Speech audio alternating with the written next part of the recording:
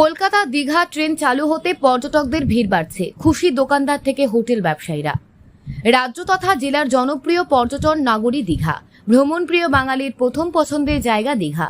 শীত, গ্রীষ্ম, বর্ষা সব ঋতুতেই দেখা যেন বাঙালির কাছে গোয়া। সব ঋতুতেই দীঘার সমুদ্র সৈকতের পর্যটকের ভিড় লক্ষ্য করা যায়। দীঘার সেই ভিড় আরও বেড়েছে ভারতীয় রেলের বিশেষ উদ্যোগে।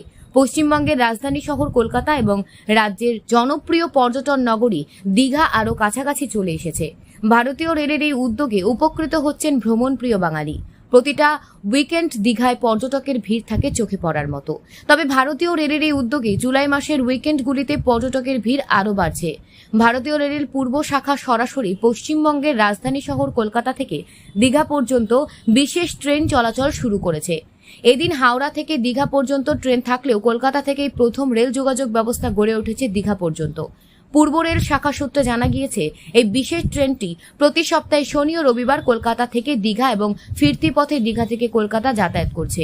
ট্রেনটির নম্বর হল 03161। ট্রেনটিতে এসি, স্লিপার, জেনারেল ও সেকেন্ড সিটিং এর কোচ রয়েছে।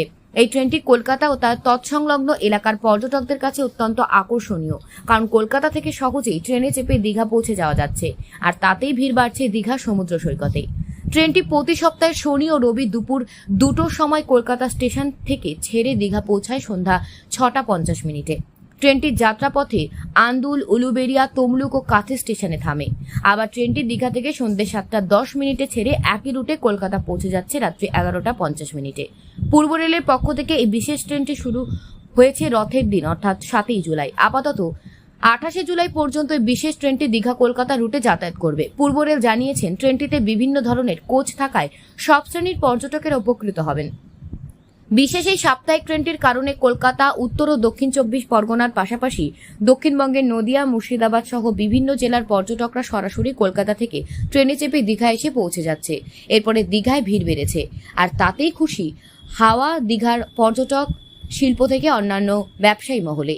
এই প্রসঙ্গে দীঘা শঙ্করপুর হোটেলিয়ার্স অ্যাসোসিয়েশনের যুগ্ম সম্পাদক বৃপদাস চক্রবর্তী জানান, দীঘায় দিন দিন ভিড় বাড়ছে। আগের তুলনায় অনেকটাই পর্যটক বেশি প্রতিটা উইকেন্ডে।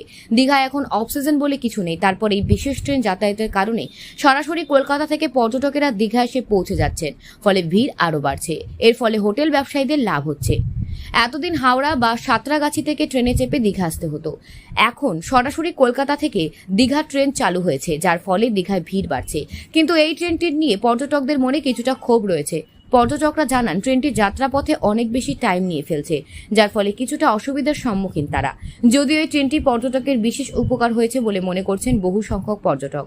আর এই ট্রেন যাত্রা শুরু হওয়ায় দীঘার হোটেল ব্যবসায়ী থেকে সাধারণ ব্যবসায়ীরা খুশি।